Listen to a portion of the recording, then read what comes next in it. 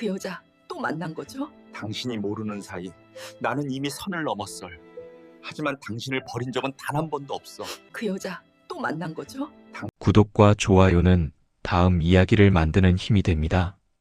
준비되셨다면 시작하겠습니다. 사람은 늙어서도 마음이 늙는 건 아니더라고요. 무슨 뜻이에요, 할아버지? 그냥 그런 거야. 몸은 늙어도 마음은 여전히 청춘이란 말이지. 라디오에서 흘러나오는 트로트 가락이 거실을 가득 채우고 있었습니다. 오후 3시 햇살이 비스듬히 창문을 통해 들어와 마루 위에 긴 그림자를 드리우고 있었습니다. 박정호는 낡은 소파에 몸을 기댄 채 라디오 DJ의 목소리에 귀를 기울이고 있었습니다. 청취자 사연 코너였습니다. 70이 넘은 할머니가 보낸 사연이 읽히고 있었습니다. 남편을 먼저 보내고 혼자 된 지 10년, 이제야 다시 웃을 수 있게 되었다는 내용이었습니다. DJ는 따뜻한 목소리로 위로의 말을 건넸고 신청곡으로 비 내리는 호남선이 흘러나왔습니다. 정호는 고개를 돌려 안방 쪽을 바라보았습니다. 안에 정숙이 누워있는 방이었습니다. 문틈으로 조용한 숨소리가 새어나왔습니다. 오늘은 컨디션이 괜찮은 편이어서 오후 낮잠을 자고 있었습니다. 좋은 날과 나쁜 날의 반복. 그것이 지난 3년간 이 집에서 이어져 온 일상이었습니다. 정호는 천천히 몸을 일으켜 부엌으로 향했습니다. 찬장에서 약통을 꺼내 식탁 위에 올려놓았습니다. 오후 4시 약, 저녁 7시 약, 잠자기 전 약, 색깔별로, 시간별로 정리된 약들이 줄지어 놓여 있었습니다. 정호는 이 약들의 이름과 효능을 모두 외우고 있었습니다.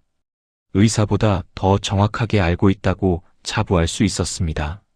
3년이라는 시간이 그를 아내의 전담 간병인으로 만들어 놓았던 것입니다. 주전자에 물을 올리고 정호는 창밖을 바라보았습니다. 봄이 한창이었습니다. 마당 한편에 심어둔 목련이 하얀 꽃을 피우고 있었습니다. 정숙이 좋아하는 꽃이었습니다. 몇 년 전까지만 해도 이맘때면 둘이 함께 마당에 나가 꽃 구경을 하곤 했습니다. 정숙이 꽃 아래에서 웃던 모습이 아직도 눈에 선했습니다. 지금은 휠체어를 타고도 마당에 나가기가 쉽지 않았습니다. 기력이 그만큼 떨어진 것이었습니다. 의사는 무리하지 말라고 했고 정호는 그 말을 철저히 따랐습니다. 아내의 곁을 지키는 것, 그것이 이제 정호의 삶에서 가장 중요한 일이었습니다. 현관문이 열리는 소리가 났습니다. 정호는 시계를 확인했습니다. 3시 반. 손자 민재가 학교에서 돌아올 시간이었습니다. 요즘은 등하교를 정호가 담당하고 있었습니다. 아들 내외가 맞벌이를 하느라 바빴기 때문이었습니다. 정호로서는 그것이 싫지 않았습니다. 오히려 유일하게 바깥 공기를 쐴 수 있는 시간이었으니까요. 민재가 거실로 들어왔습니다. 초등학교 3학년이 된 아이는 부쩍 키가 커져 있었습니다. 어느새 정호의 허리쯤 닿을 정도였습니다.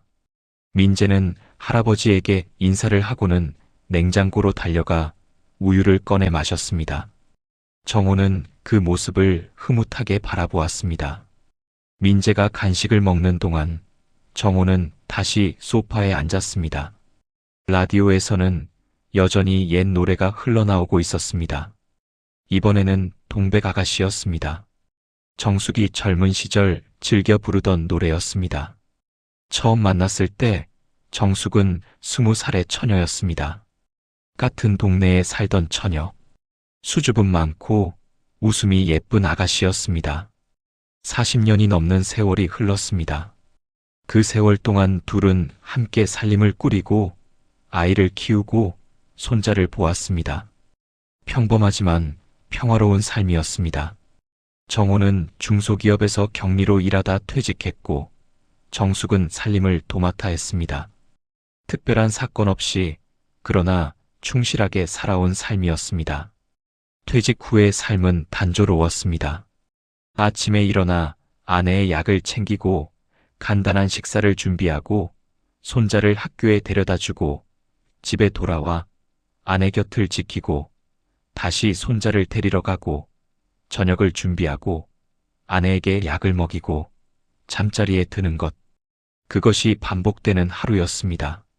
친구들은 대부분 세상을 떠났거나 요양원에 들어갔거나 몸이 불편해 왕래가 끊겼습니다. 정호 역시 마찬가지였습니다. 언제부턴가 모임에 나가는 것이 힘들어졌고 연락을 주고받는 것조차 귀찮아졌습니다.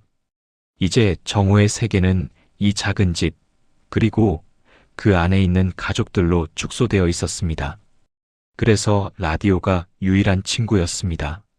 하루 종일 라디오를 틀어놓고 뉴스를 듣고 음악을 듣고 사연을 듣는 것이 정호의 낙이었습니다.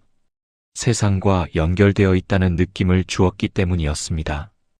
혼자가 아니라는 위안을 받을 수 있었기 때문이었습니다. 해가 기울기 시작했습니다. 정호는 안방으로 들어가 정숙을 깨웠습니다. 4시 약을 먹을 시간이었습니다. 정숙은 천천히 눈을 떴습니다. 한때는 그토록 맑았던 눈이 이제는 흐릿해져 있었습니다. 그러나 정호를 알아보는 눈빛만큼은 여전했습니다. 정호는 아내의 상체를 일으켜 세우고 물을 떠다 주었습니다. 정숙은 떨리는 손으로 약을 받아 입에 넣었습니다. 물을 몇 모금 삼키고 나서야 약이 넘어갔습니다. 정호는 그 과정을 조용히 지켜보았습니다. 매일 반복되는 일이었지만 한 번도 소홀히 한 적이 없었습니다. 정숙이 다시 눕고 나서 정호는 이불을 정리해 주었습니다. 그때 정숙이 손을 뻗어 정호의 손을 잡았습니다. 말이 없었습니다. 그러나 그 손길에는 많은 것이 담겨 있었습니다. 감사, 미안함, 그리고 사랑. 정호는 아내의 손을 가만히 잡아주었습니다. 창밖으로 석양이 지고 있었습니다. 붉은 빛이 방 안을 물들이고 있었습니다. 정호는 아내의 손을 잡은 채 그 풍경을 바라보았습니다. 이것이 자신의 삶이구나 하는 생각이 들었습니다. 평온하고 고요하고 그리고 조금은 쓸쓸한 삶. 그러나 불평할 수는 없었습니다. 아직 이렇게 함께 있을 수 있으니까요. 민재가 방문을 두드렸습니다. 할아버지, 배고파요.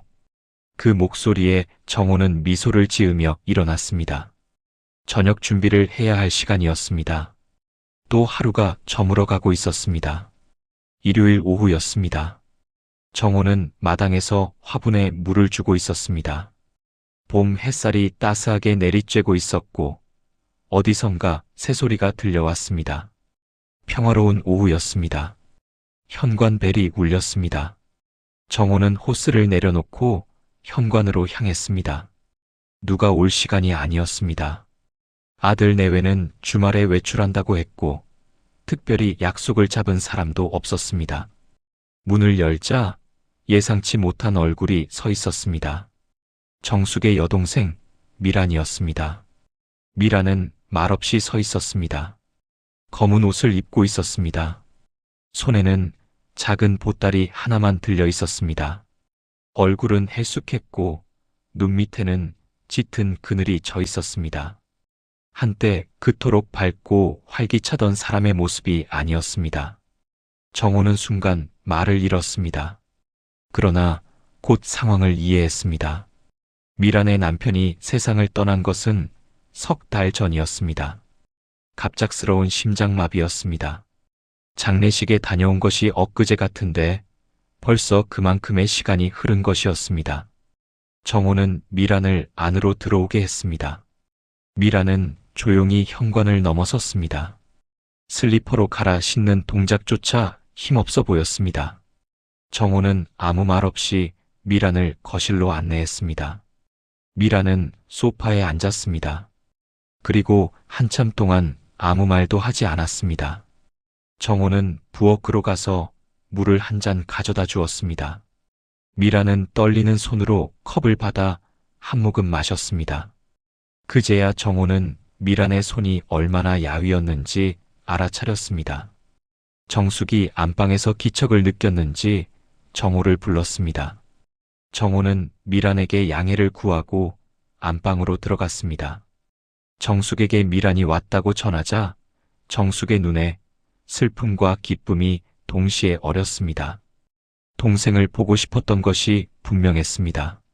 정호는 정숙의 휠체어를 밀어 거실로 나왔습니다. 미란은 언니를 보자마자 일어나 다가왔습니다. 두 자매는 서로를 바라보았습니다. 말이 필요 없었습니다. 미란이 언니의 손을 잡았고 정숙이 동생의 손을 맞잡았습니다. 그렇게 한참을 있었습니다. 정호는 부엌으로 물러나 간단한 다과를 준비했습니다. 차를 우리고 과일을 깎았습니다. 그 사이에도 거실에서는 두 자매의 조용한 대화가 이어지고 있었습니다. 아니, 대화라기보다는 침묵의 교감이라고 해야 할 것입니다. 말보다 많은 것을 나누는 시간이었습니다. 차를 내오자 미란이 처음으로 입을 열었습니다. 고맙다고 했습니다. 그 말 한마디에 많은 것이 담겨 있었습니다. 방문을 허락해 주어서, 따뜻하게 맞아 주어서, 그리고 그냥 곁에 있어 주어서. 정호는 고개를 끄덕였습니다. 가족인데요 라는 말이 목구멍까지 올라왔지만 굳이 내뱉지 않았습니다. 미라는 천천히 근황을 이야기했습니다. 남편이 떠난 후의 삶에 대해서, 장례가 끝나고 조문객들이 떠난 후 텅 빈 집에 혼자 남겨졌을 때의 막막함, 매일 아침 눈을 뜨는 것이 힘들었다고 했습니다. 무엇을 해야 할지 모르겠다고 했습니다. 정호는 조용히 들었습니다. 위로의 말을 해야 할 것 같았지만 어떤 말도 적절해 보이지 않았습니다. 배우자를 잃은 사람의 슬픔은 겪어보지 않고는 알 수 없는 것이었습니다. 정호는 정숙을 곁눈질로 바라보았습니다. 언젠가 자신도 저런 슬픔을 겪게 될 것이라는 생각이 스쳐 지나갔습니다. 미라는 계속 이야기했습니다. 자녀들이 걱정해서 연락을 자주 했지만 오히려 그게 더 부담스러웠다고, 괜찮다는 말을 반복하는 것이 지쳤다고, 그래서 오늘 마음 가는 대로 이곳까지 왔다고, 언니 얼굴이 보고 싶어서. 정숙이 동생의 손을 꼭 쥐었습니다. 잘 왔다고, 천천히 쉬어가라고. 그 말에 미란의 눈에 눈물이 맺혔습니다. 그러나 끝내 흐르지는 않았습니다. 미란은 고개를 돌려 창밖을 바라보았습니다. 마당의 목련이 바람에 흔들리고 있었습니다. 저녁이 되어 미란은 돌아갔습니다. 정호가 대문까지 배웅했습니다. 미란은 문을 나서기 전 정호를 돌아보았습니다.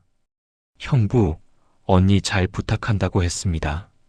정호는 고개를 끄덕였습니다. 미란의 뒷모습이 골목길로 사라질 때까지 정호는 그 자리에 서 있었습니다. 집에 돌아오니 정숙이 휠체어에 앉아 창밖을 바라보고 있었습니다. 표정이 어두웠습니다. 정호는 아내 곁에 앉았습니다. 정숙이 나직이 말했습니다. 미란이 걱정된다고, 저러다 큰일 나겠다고. 정호도 같은 생각이었습니다. 오늘 본 미란의 모습은 심상치 않았습니다. 많이 지쳐있는 사람의 눈빛이었습니다. 가족으로서 무언가 해야 할 것 같다는 생각이 들었습니다.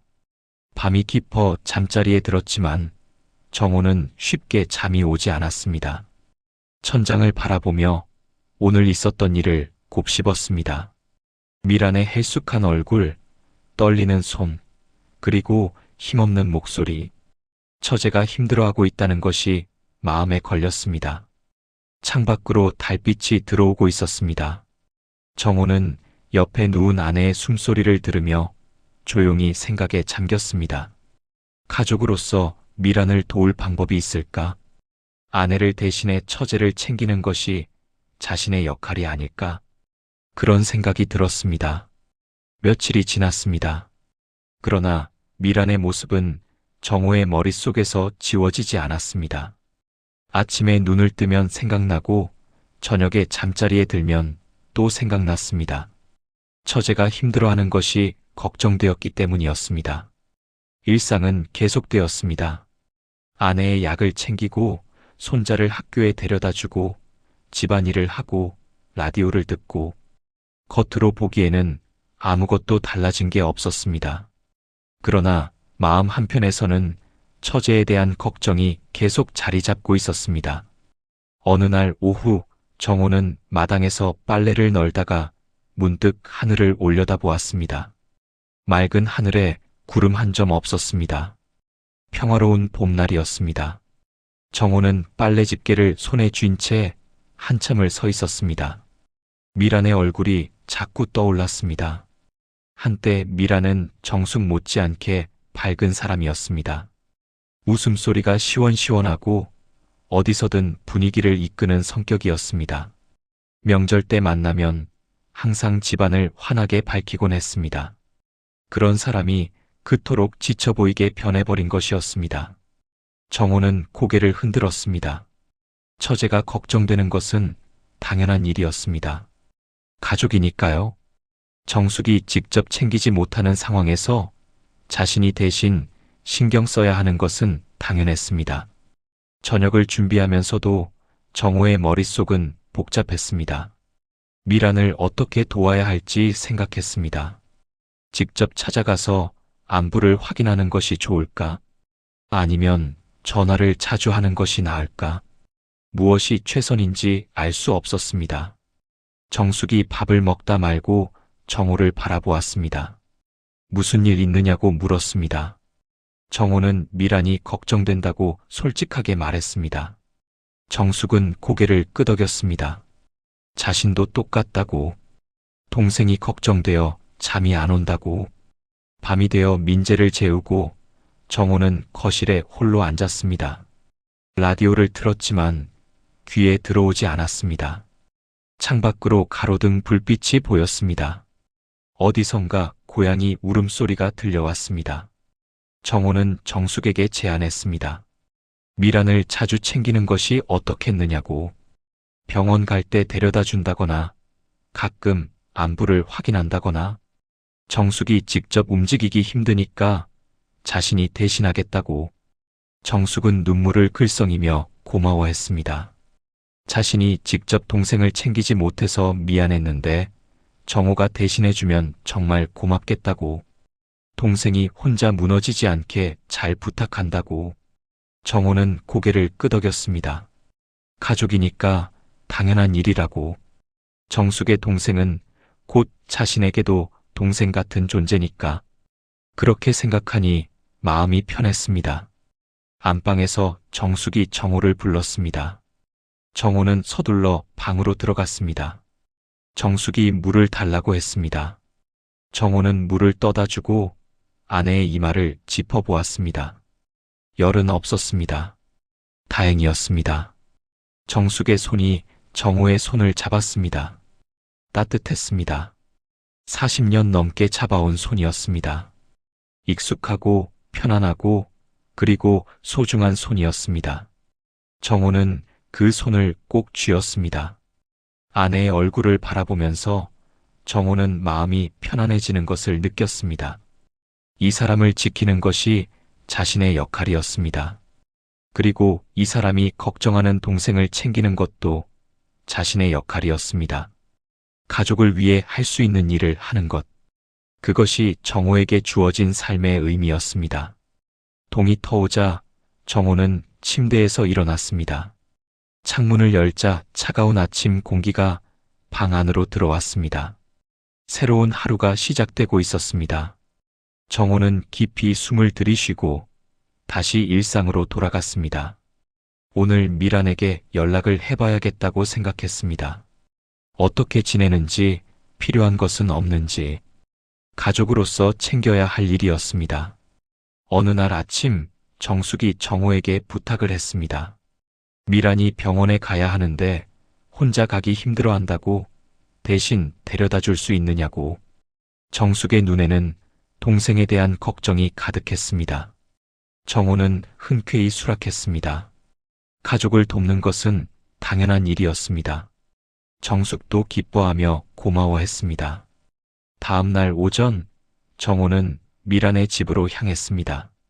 버스를 2번 갈아타고 1시간 가까이 걸렸습니다. 미란은 작은 아파트 단지에 살고 있었습니다. 남편과 함께 신혼 때 들어와 줄곧 살아온 집이라고 했습니다. 초인종을 누르자 한참 만에 문이 열렸습니다. 미란이 서 있었습니다. 며칠 전 집에 왔을 때보다 조금 나아 보였습니다. 그래도 여전히 수척한 모습이었습니다. 미란은 정호를 보고 작은 목소리로 고맙다고 했습니다. 정호는 고개를 끄덕이고 준비되면 나가자고 했습니다. 병원으로 가는 길 2사람은 정호의 낡은 차를 타고 이동했습니다. 오랫동안 말이 없었습니다. 차 안에는 라디오 소리만 낮게 흐르고 있었습니다. 정호는 운전에 집중했고 미란은 창밖을 바라보았습니다. 한참을 달리다가 미란이 먼저 입을 열었습니다. 요즘 잠을 못 잔다고 했습니다. 밤이 되면 이상하게 불안해진다고, 아무것도 아닌 소리에도 깜짝깜짝 놀란다고. 정호는 조용히 들었습니다. 뭐라고 위로해야 할지 몰랐습니다. 그래서 그냥 들었습니다. 때로는 들어주는 것만으로도 위로가 된다는 것을 정호는 알고 있었습니다. 미라는 계속 이야기했습니다. 남편과 함께한 시간들, 처음 만났을 때, 연애하던 시절, 결혼하고 살림을 꾸리던 이야기, 행복했던 기억들을 떠올리며 미란의 목소리는 점점 떨려왔습니다. 정호는 백미러로 미란의 얼굴을 살폈습니다. 눈물이 볼을 타고 흐르고 있었습니다. 정호는 조용히 휴지를 건네주었습니다. 미란은 고맙다는 말 없이 휴지를 받아 눈물을 닦았습니다. 병원에 도착해 미란을 진료실에 데려다 주었습니다. 정호는 대기실에서 기다렸습니다. 1시간쯤 지나 미란이 나왔습니다. 표정이 조금 나아 보였습니다. 의사 선생님이 좋은 분이라고 했습니다. 돌아오는 길 2사람은 간단히 점심을 먹기로 했습니다. 병원 근처의 작은 분식집에 들어갔습니다. 미라는 칼국수를, 정호는 비빔밥을 시켰습니다. 음식이 나오는 동안 둘은 다시 말이 없었습니다. 음식을 먹으면서 미란이 문득 말했습니다. 이렇게 밖에 나온 게 오랜만이라고. 남편이 떠난 후로 거의 집에만 있었다고. 마트에 가는 것조차 힘들었다고. 정호는 고개를 끄덕였습니다. 그리고 천천히 말했습니다. 억지로 안 해도 된다고. 시간이 걸리는 일이라고. 조금씩 할 수 있는 만큼만 하면 된다고. 가족들이 도와줄 테니까 걱정 말라고.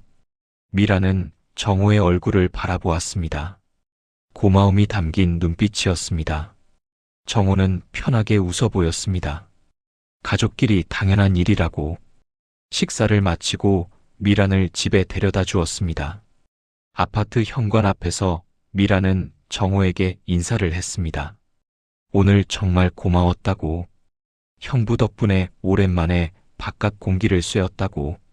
정호는 괜찮다고 대답했습니다. 필요하면 언제든 말하라고. 언니가 직접 못 오시니까 내가 대신 챙기는 거라고.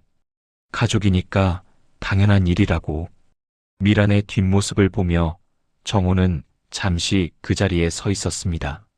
처제가 조금이나마 기운을 차린 것 같아 다행이었습니다.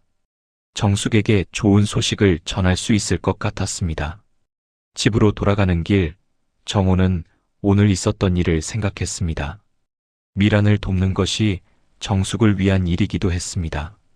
아내가 가장 걱정하는 것이 동생의 안녕이었으니까요. 아내를 대신해서 처제를 챙기는 것, 그것이 정호가 할 수 있는 일이었습니다. 집에 도착하자 정숙이 거실에서 텔레비전을 보고 있었습니다. 정호를 보자마자 물었습니다. 미란이 어땠냐고, 검진 결과는 괜찮았냐고. 정호는 괜찮아 보였다고 대답했습니다. 밥도 같이 먹었다고. 조금씩 나아지는 것 같다고. 정숙은 안도의 한숨을 내쉬었습니다. 다행이라고. 정호가 챙겨줘서 정말 고맙다고. 정호는 괜찮다고 앞으로도 계속 챙기겠다고 대답했습니다. 밤이 되어 잠자리에 들었습니다. 정호의 마음은 편안했습니다. 가족을 위해 할 수 있는 일을 했다는 뿌듯함이 있었습니다. 내일도 모레도 계속 미란을 챙겨야겠다고 생각했습니다. 그것이 가족의 도리였습니다. 그 후로 정호와 미란이 만나는 일이 잦아졌습니다. 처음에는 정숙의 부탁으로 시작된 일이었습니다. 미란이 병원에 갈 때 데려다주고 장을 볼 때 도와주고 때로는 그냥 안부를 확인하러 들르기도 했습니다. 정숙은 그런 정호에게 늘 고마워했습니다. 자신이 직접 가지 못하는 것이 미안하다며 정호 덕분에 마음이 놓인다고 했습니다. 봄이 무르익어가는 어느 날 정호는 미란과 함께 재래시장에 갔습니다.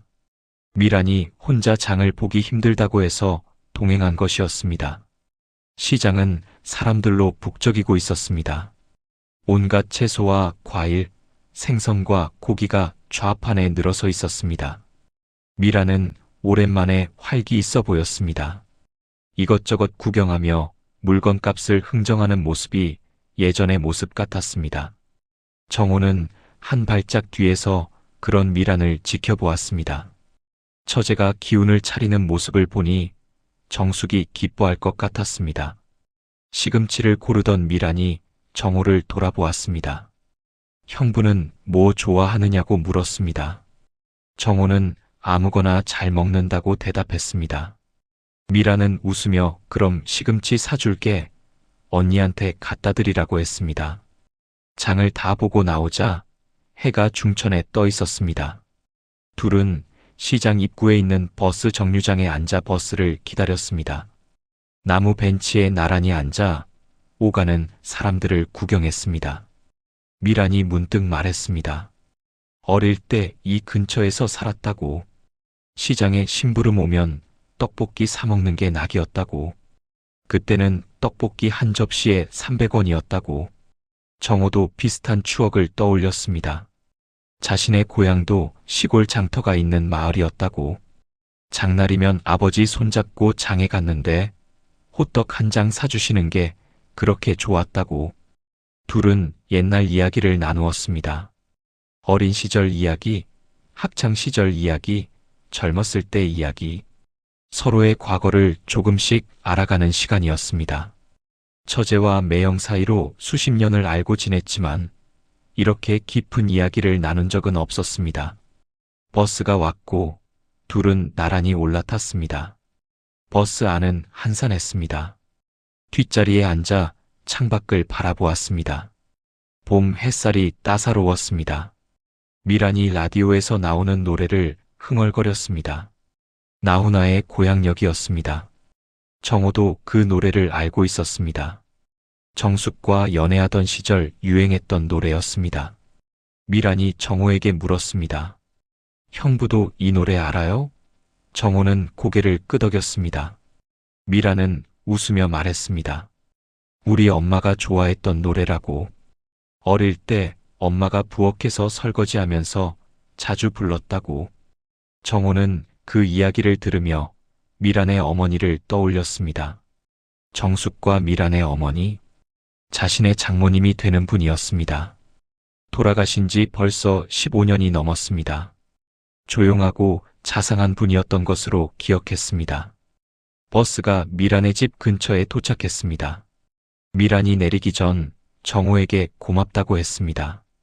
오늘 덕분에 오랜만에 기분 전환이 됐다고. 언니한테 안부 전해달라고. 정호는 고개를 끄덕이고 조심히 가라고 말했습니다. 미란이 내리고 버스는 다시 출발했습니다. 정호는 창밖으로 멀어지는 미란의 뒷모습을 바라보았습니다. 처제가 조금씩 기운을 차리는 것 같아 다행이었습니다. 집에 도착하자 민재가 뛰어나와 할아버지를 반겼습니다. 정호는 손자를 안아 올리며 웃었습니다. 일상이 그를 기다리고 있었습니다. 아내의 약을 챙기고 저녁을 준비하고 평범한 하루를 마무리해야 했습니다. 정숙에게 오늘 있었던 일을 이야기했습니다. 미란이 시장에서 활기차게 흥정하던 모습, 옛날 추억을 이야기하며 웃던 모습. 정숙은 기뻐하며 들었습니다. 동생이 나아지는 것 같다고, 정호 덕분이라고. 그날 밤 정호는 편안하게 잠들었습니다. 가족을 위해 좋은 일을 했다는 뿌듯함이 있었습니다. 미란이 조금씩 나아지고 있었고 정숙도 안심하고 있었습니다. 가족이 함께 어려움을 이겨나가는 것. 그것이 정호가 바라는 삶이었습니다. 형부랑 있으면 마음이 편해요. 이상한 말이죠? 미안해요. 갑자기 이런 말해서. 정호는 순간 당황했습니다. 예상치 못한 말이었기 때문입니다. 미란의 눈에는 깊은 외로움이 담겨 있었습니다. 남편을 잃고 홀로 버텨온 시간의 무게가 느껴졌습니다. 두 사람은 병원 로비의 벤치에 앉아 있었습니다. 미란의 정기 검진 날이었습니다. 진료를 마치고 나온 미란이 커피를 마시자고 해서 병원 내 카페에서 음료를 사이곳에 앉은 것이었습니다. 창밖으로는 초여름의 햇살이 쏟아지고 있었습니다. 미란의 말이 귓가에 맴돌았습니다. 형부랑 있으면 마음이 편하다는 말. 그것은 가족에 대한 신뢰의 표현이었을 것입니다. 혼자 감당하기 힘든 시간 속에서 믿을 수 있는 가족이 곁에 있다는 안도감? 정호는 그렇게 이해하려 했습니다. 봄이 지나고 초여름이 찾아온 사이 두 사람이 함께 보낸 시간은 적지 않았습니다. 병원 동행, 장보기, 때로는 특별한 이유 없이 만나 안부를 확인하기도 했습니다. 정숙이 부탁해서 시작된 일이었습니다. 아픈 몸으로 직접 동생을 챙기지 못하는 것이 정숙에게는 늘 미안한 일이었기 때문입니다. 정호는 그것을 당연한 가족의 도리라고 생각했습니다. 처제가 힘들어하는데 외면할 수 없었습니다. 정숙도 그런 정호에게 늘 고마워했습니다. 그러나 오늘 미란의 말을 듣는 순간 정호는 문득 걱정이 되었습니다. 미란이 자신에게 너무 의지하게 되는 것은 아닐까? 혼자 설 힘을 기르지 못하고 누군가에게 기대어만 가려 하는 것은 아닐까? 그것은 미란을 위해서도 좋지 않은 일이었습니다. 미란이 고개를 돌려 정호를 바라보았습니다. 미안하다고 다시 한번 말했습니다. 이상한 말을 해서 불편하게 했다면 용서해달라고. 정호는 고개를 저었습니다. 불편한 것 아니라고, 가족이니까 당연한 거라고 대답했습니다. 병원을 나서 주차장으로 향하는 동안 두 사람 사이에는 평소와 같은 대화가 오갔습니다. 날씨 이야기, 정숙의 건강 이야기, 민재의 학교 이야기, 일상적인 주제들이었습니다. 차에 올라 시동을 걸었습니다. 에어컨 바람이 나오기 시작했고 라디오에서 낯익은 노래가 흘러나왔습니다. 정호는 운전대를 잡고 앞을 바라보았습니다. 백미러로 미란의 모습이 보였습니다. 미란은 창밖을 바라보며 무언가 생각에 잠겨 있었습니다. 미란의 집에 도착할 때까지 두 사람은 가벼운 이야기를 나누었습니다. 차에서 내리기 전 미란이 정호에게 고맙다고 했습니다. 오늘도 함께해 주어서. 정호는 고개를 끄덕이고 조심히 가라고 말했습니다. 미란이 내리고 정호는 차를 출발시켰습니다. 집을 향해 가는 길 미란의 말이 다시 떠올랐습니다. 마음이 편하다는 말. 그것이 의미하는 바를 정호는 생각해 보았습니다. 미란에게는 기댈 곳이 필요했습니다. 남편을 잃고 혼자가 된 사람에게 가족의 존재는 큰 위안이 될 것이었습니다. 정호는 그 역할을 해야 했습니다. 정숙의 남편으로서, 미란의 형부로서. 그것이 가족의 의무라고 생각했습니다. 그러나 동시에 걱정도 되었습니다. 미란이 너무 자신에게만 의지하게 되면 스스로 일어설 힘을 잃어버릴 수도 있었습니다. 진정으로 미란을 돕는 것은 곁에서 받쳐주는 것만이 아니라 혼자서도 살아갈 수 있는 힘을 키워주는 것이었습니다. 집에 도착하자 정숙이 거실에서 텔레비전을 보고 있었습니다. 오늘은 컨디션이 좋은 편인 것 같았습니다. 정숙이 정호를 보며 물었습니다. 미란이 어땠냐고, 검진 결과는 괜찮았냐고. 정호는 괜찮다고 대답했습니다. 많이 좋아진 것 같다고. 정숙은 안도의 한숨을 쉬었습니다. 동생이 걱정이었는데 다행이라고. 정호가 챙겨줘서 고맙다고. 정호는 괜찮다고, 가족인데 당연한 거라고 대답했습니다. 저녁을 준비하면서 정호는 생각에 잠겼습니다. 미란을 어떻게 도와야 할까? 계속 곁에서 챙겨주는 것만으로는 부족했습니다. 미란이 스스로 일어설 수 있도록, 새로운 삶을 찾을 수 있도록 도와야 했습니다. 밤이 되어 잠자리에 들었습니다. 옆에는 정숙이 누워 있었습니다.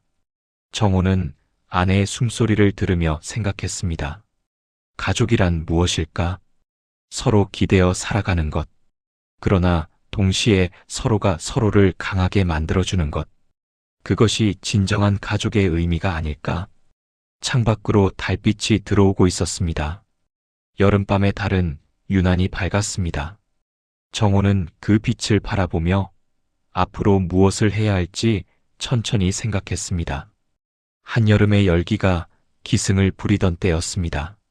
매미 소리가 하루 종일 귓가를 맴돌았고, 낮에는 에어컨 없이 버티기 힘들 정도였습니다.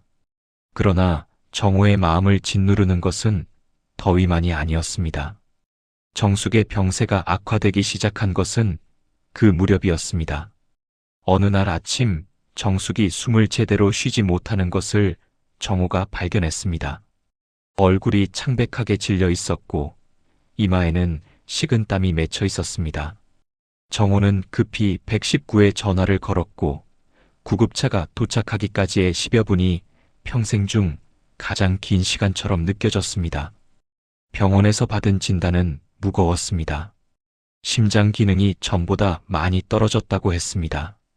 당장 생명이 위험한 것은 아니지만 각별한 주의가 필요하다고 했습니다. 의사는 무리하지 말고 안정을 취하라고 신신당부했습니다. 정호는 아내의 손을 잡고 병실에 앉아 있었습니다. 정숙은 산소호흡기를 착용한 채 눈을 감고 있었습니다. 가슴이 오르락 내리락 하는 것을 보며 정호는 눈물이 날 것 같았습니다. 40년 넘게 함께해온 사람이 이렇게 힘들어하는 모습을 보는 것은 참을 수 없는 고통이었습니다. 며칠 후 정숙은 퇴원했지만 상태가 예전 같지 않았습니다. 하루의 대부분을 침대에서 보내야 했고 스스로 일어나 화장실을 가는 것조차 힘들어했습니다. 정호는 아내 곁을 떠나지 않았습니다. 모든 일상을 제쳐두고 간병에 매달렸습니다. 그 와중에 미란에게서 연락이 왔습니다. 정숙이 입원했다는 소식을 듣고 걱정이 되어 전화한 것이었습니다. 정호는 간단히 상황을 설명했습니다. 지금은 면회가 어렵다고, 상태가 좀 나아지면 연락하겠다고. 그러나 미란의 목소리도 예전 같지 않았습니다. 어딘가 가라앉은 것 같았고 힘이 빠져 있었습니다. 정호가 괜찮으냐고 물었지만 미란은 괜찮다고만 대답했습니다. 그 괜찮다는 말이 진심이 아니라는 것을 정호는 알았습니다. 일주일이 지나고 정숙의 상태가 어느 정도 안정되었습니다. 아들 내외가 주말마다 와서 간병을 도왔고 정호도 조금 숨을 돌릴 수 있게 되었습니다. 그때 정호는 미란에게 연락을 했습니다. 안부를 확인하고 싶었습니다. 미란의 집에 도착했을 때 정호는 걱정이 되었습니다. 현관문을 열고 나온 미란의 모습이 처음 집에 찾아왔을 때와 비슷했습니다. 다시 헬쑥해져 있었고 눈 밑에는 짙은 그림자가 드리워져 있었습니다. 집안의 상태도 심상치 않았습니다. 설거지가 싱크대에 쌓여 있었고 빨래가 그대로 방치되어 있었습니다. 정호가 최근 찾아오지 못한 사이에 미라는 다시 힘들어지고 있었던 것입니다. 정호는 말없이 집안일을 도왔습니다. 설거지를 하고 쓰레기를 버리고 환기를 시켰습니다. 미라는 소파에 앉아 그 모습을 지켜보았습니다. 미안하다고 자꾸 민폐만 끼친다고 작은 목소리로 말했습니다. 정호는 괜찮다고 대답했습니다. 그러나 마음이 무거웠습니다. 미란이 아직도 혼자 힘으로 일어서지 못하고 있다는 것이 걱정되었습니다. 이대로는 안 되겠다는 생각이 들었습니다. 정호는 미란에게 조심스럽게 제안했습니다. 동네에 노인복지관이 있는데 거기서 봉사활동을 해보는 것이 어떻겠느냐고. 혼자 집에만 있으면 더 힘들어질 수 있으니 사람들을 만나보는 것이 좋을 것 같다고. 미란은 처음에는 고개를 저었습니다. 그럴 힘이 없다고. 누굴 만날 자신이 없다고. 정호는 강요하지 않았습니다. 다만 생각해 보라고만 했습니다. 그 후로도 정호는 틈틈이 미란을 찾았습니다. 정숙 간병 사이사이에 시간을 내어 미란의 집에 들렀습니다. 밥은 먹었는지 약은 챙겨 먹었는지 확인했습니다. 때로는 직접 음식을 만들어 가져가기도 했습니다. 정숙도 미란의 상태를 걱정했습니다. 자신이 아프지 않았다면 직접 동생을 챙겼을 텐데 그러지 못해서 미안하다고 했습니다. 정호는 아내를 안심시켰습니다. 자신이 잘 챙기고 있으니 걱정 말라고. 여름이 저물어가고 있었습니다. 매미 소리가 잦아들고 아침 저녁으로 선선한 바람이 불기 시작했습니다. 정숙의 상태도 조금씩 나아지고 있었습니다. 그러나 미란의 상태는 여전히 걱정이었습니다. 무언가 근본적인 변화가 필요했습니다. 나 요즘 너무 힘들어요. 아무도 없는 집에 있으면 벽이 다가오는 것 같아요. 숨이 막힐 것 같고 비가 내리고 있었습니다. 창밖으로 빗줄기가 쏟아지는 소리가 들렸습니다. 미란의 거실은 어두웠습니다. 불을 켜지 않아 방 안이 침침했고 오직 창문을 통해 들어오는 희미한 빛만이 두 사람의 얼굴을 비추고 있었습니다. 정호가 미란의 집을 찾은 것은 저녁 무렵이었습니다. 하루 종일 연락이 되지 않아 걱정이 되어 직접 찾아온 것이었습니다. 현관문을 열고 들어섰을 때 미란은 소파에 웅크리고 앉아 있었습니다. 마치 세상에서 버림받은 사람처럼. 정호가 다가가자 미란이 고개를 들었습니다. 그 눈에는 눈물이 가득 차 있었습니다. 그리고 입을 열어 그 말을 한 것이었습니다. 너무 힘들다고. 혼자 있으면 숨이 막힌다고. 그 말을 듣는 순간 정호의 가슴이 아팠습니다. 미란이 얼마나 힘들었을까? 얼마나 외로웠을까? 혼자서 이 어둠 속에서 얼마나 오래 버텨온 것일까? 가족으로서 더 잘 챙기지 못한 것이 미안했습니다. 미란이 울기 시작했습니다. 처음에는 소리 없이, 그러다가 점점 흐느끼며 어깨가 들썩였고 온몸이 떨렸습니다. 정호는 그 모습을 지켜보다가 부엌으로 가서 따뜻한 물을 가져왔습니다. 미란에게 물컵을 건네며 정호는 조용히 말했습니다. 울어도 된다고. 힘들면 힘들다고 말해도 된다고. 혼자 참지 않아도 된다고. 가족이 있으니까. 미란은 물을 한 모금 마시고 조금 진정되는 것 같았습니다. 그러나 여전히 눈물이 흘러내렸습니다. 정호는 맞은편에 앉아 조용히 기다렸습니다. 한참이 지나서 미란이 입을 열었습니다.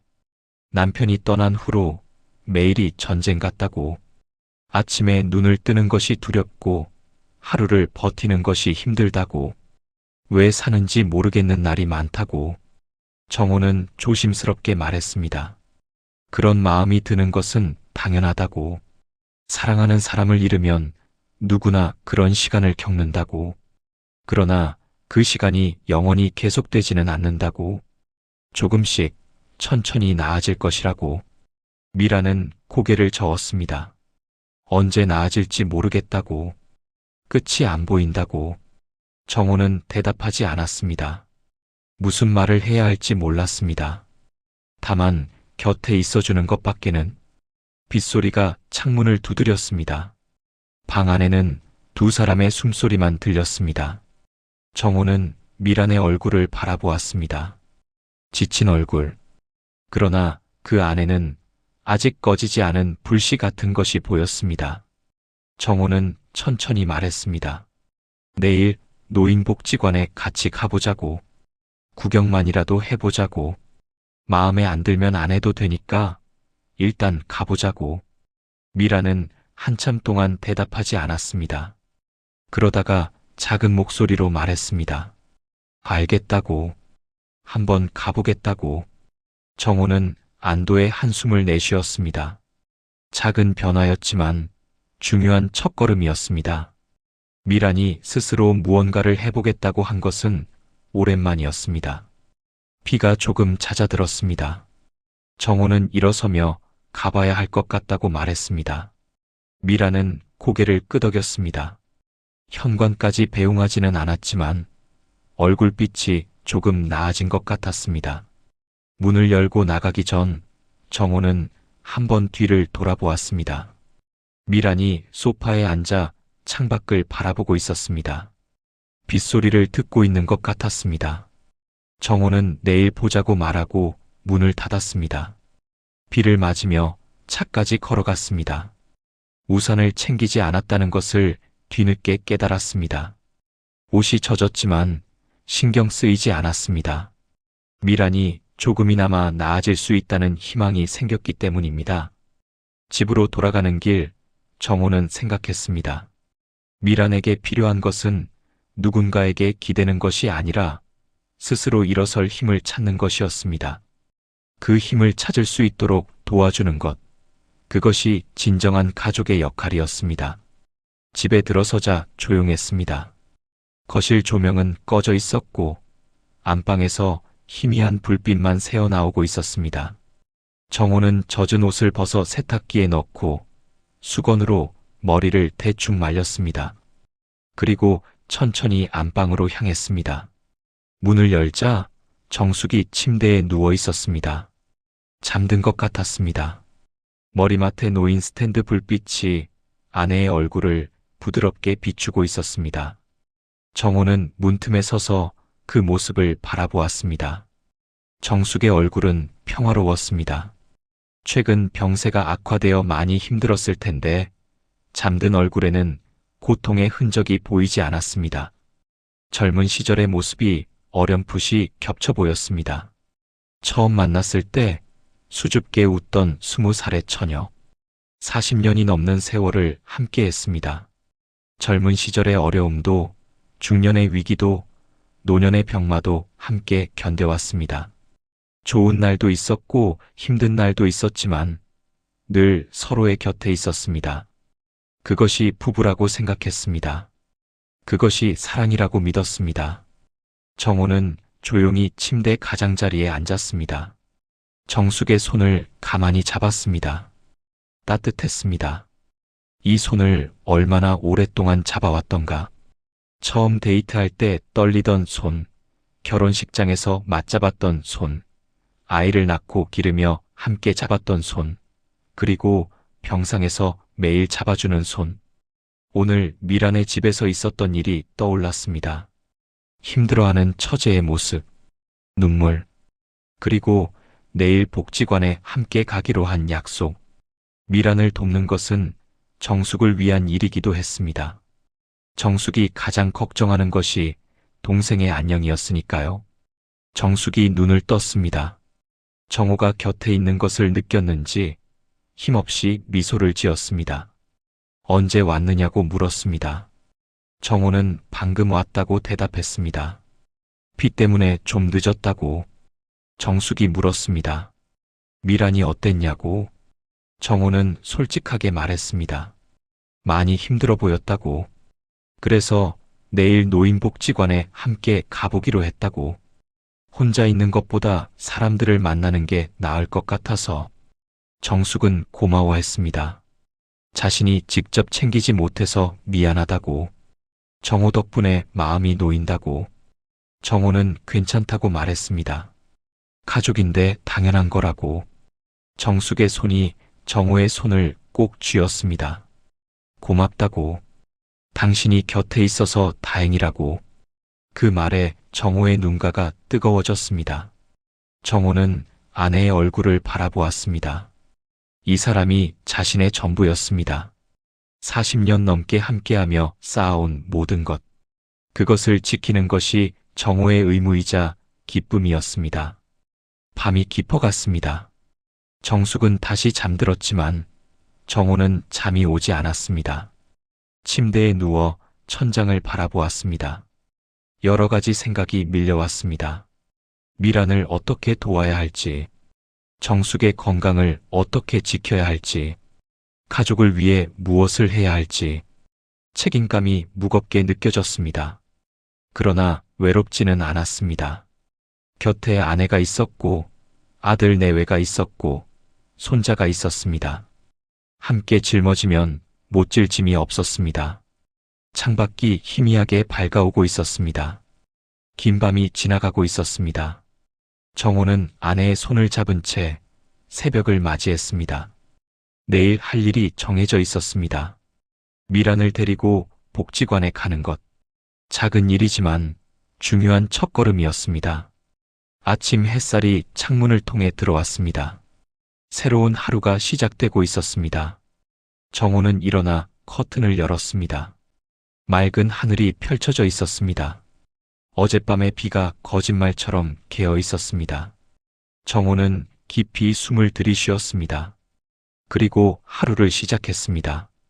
아내의 약을 챙기고 아침 식사를 준비했습니다. 평범한 아침이었습니다. 그러나 그 평범함이 얼마나 소중한 것인지 정호는 알고 있었습니다. 고마워요, 형부. 정말로. 덕분에 다시 살아갈 용기가 생긴 것 같아요. 미란의 집 거실이었습니다. 석 달이 지난 후의 일이었습니다. 미란의 얼굴에는 예전의 생기가 돌아와 있었습니다. 눈 밑의 그늘은 사라졌고 볼에는 건강한 혈색이 떠올라 있었습니다. 그날 이후 많은 것이 변했습니다. 미란은 노인복지관에서 봉사활동을 시작했습니다. 처음에는 정호가 함께 가주었습니다. 낯선 곳에 혼자 가기가 두려웠기 때문입니다. 그러나 일주일이 지나고 한 달이 지나면서 미란은 점점 혼자서도 갈 수 있게 되었습니다. 복지관에서 미란은 비슷한 처지의 사람들을 만났습니다. 배우자를 잃고 혼자가 된 사람들, 자녀들과 떨어져 외롭게 사는 사람들. 그들과 이야기를 나누면서 미란은 자신만 힘든 것이 아니라는 것을 알게 되었습니다. 그리고 그들을 돕기 시작했습니다. 말벗이 되어주고 식사를 함께하고 때로는 함께 산책을 하기도 했습니다. 남을 돕는 일이 자신에게도 힘이 된다는 것을 미란은 알게 되었습니다. 정숙의 건강도 회복되기 시작했습니다. 의사도 놀랄 만큼 상태가 좋아졌습니다. 휠체어에서 벗어나 지팡이를 짚고 걸을 수 있게 되었습니다. 짧은 거리지만 마당을 산책할 수 있게 된 것은 큰 진전이었습니다. 정숙은 동생의 변화를 보며 기뻐했습니다. 미란이 봉사활동을 시작했다는 말을 듣고 눈물을 글썽였습니다. 자신 때문에 걱정했는데 이제 안심이 된다고. 정호 덕분이라고. 정호도 달라졌습니다. 미란을 도우면서 자신도 무언가 의미 있는 일을 하고 싶다는 생각이 들었습니다. 그래서 동네 아이들을 위한 무료 공부방을 열었습니다. 퇴직 전 격리로 일하면서 익힌 수학 실력이 도움이 되었습니다. 학원에 갈 형편이 안 되는 아이들이 하나둘 모여들었습니다. 아이들을 가르치면서 정호는 오랜만에 살아있다는 느낌을 받았습니다. 누군가에게 필요한 존재라는 것이 기뻤습니다. 오늘 미라는 정호에게 인사를 하러 온 것이었습니다. 앞으로는 혼자서도 잘 해나갈 수 있을 것 같다고. 더 이상 형부에게 기대지 않아도 될 것 같다고. 그 말을 하면서 미란의 눈에는 눈물이 맺혔습니다. 그러나 슬픔의 눈물이 아니라 감사의 눈물이었습니다. 정호는 고개를 끄덕였습니다. 잘했다고. 이제 미란 씨는 혼자서도 충분히 잘 해낼 수 있다고. 그러나 가족은 가족이니까 힘들 때는 언제든 연락하라고 미라는 웃으며 대답했습니다. 그럴게요. 그리고 이제는 제가 형부네 가족을 도울게요. 언니 간병도 돕고 민재 공부도 봐주고 가족이니까요. 정호는 그 말에 미소를 지었습니다. 그것이 가족의 의미라고 생각했습니다. 일방적으로 주고받는 것이 아니라 서로 도우며 함께 살아가는 것. 그것이 진정한 가족이었습니다. 미란이 돌아간 후 정호는 마당으로 나갔습니다. 가을이 깊어지고 있었습니다. 단풍이 물든 나무들이 노을빛에 물들어 아름다웠습니다. 정숙이 뒤따라 나와 정호 옆에 섰습니다. 지팡이를 짚고 천천히 두 사람은 나란히 서서 하늘을 바라보았습니다. 말이 필요 없었습니다. 40년 넘게 함께한 부부 사이에는 침묵으로도 통하는 것이 있었습니다. 민재가 뛰어왔습니다. 오늘 공부방에서 수학시험 100점 맞았다며 자랑했습니다. 정호는 웃으며 머리를 쓰다듬어 주었습니다. 잘했다고. 앞으로도 열심히 하라고. 민재는 할머니에게도 자랑하고 다시 집 안으로 뛰어들어갔습니다. 그 뒷모습을 보며 정숙이 나직이 말했습니다. 행복하다고. 이렇게 가족이 함께 있어서 행복하다고. 정호는 고개를 끄덕였습니다. 자신도 그렇다고. 잠시 후 민재가 다시 나왔습니다. 할아버지 옆에 앉더니 무언가 생각에 잠긴 표정으로 물었습니다. 할아버지, 행복해요? 갑작스러운 질문이었습니다. 정호는 잠시 손자의 얼굴을 바라보았습니다. 맑은 눈이 자신을 올려다보고 있었습니다. 정호는 미소를 지었습니다. 응. 이제야 제대로 사는 것 같다. 그 말이 진심이었습니다. 힘든 시간을 지나 찾은 평온. 가족의 소중함을 다시 깨달은 후에 느끼는 감사함. 그리고 앞으로도 이 자리에서 이 사람들과 함께할 수 있다는 안도감. 해가 지고 별이 떠오르기 시작했습니다. 가을 밤 공기가 서늘하게 느껴졌습니다. 정숙이 들어가자고 했습니다. 정호는 아내의 손을 잡고 일어났습니다. 민재가 앞장서서 현관으로 뛰어갔습니다. 집 안에서 따뜻한 불빛이 새어나왔습니다. 저녁 식사 냄새가 코끝을 스쳤습니다. 아들 내외가 저녁을 준비하고 있는 것 같았습니다. 평범한 저녁, 평범한 가족. 그러나 그것이 얼마나 소중한 것인지 정호는 이제 알았습니다. 문을 열고 들어서며 정호는 뒤를 돌아보았습니다. 어둠이 내린 마당 위로 별빛이 쏟아지고 있었습니다. 그 빛 아래에서 지난 시간들이 스쳐 지나갔습니다. 힘들었던 날들, 걱정했던 시간, 그리고 결국 찾아온 평화. 정호는 문을 닫았습니다. 등 뒤에서 가족들의 웃음소리가 들렸습니다. 정호는 그 소리를 향해 걸어갔습니다. 늦은 오후의 그늘은 지나갔고 이제 따뜻한 저녁이 그를 기다리고 있었습니다.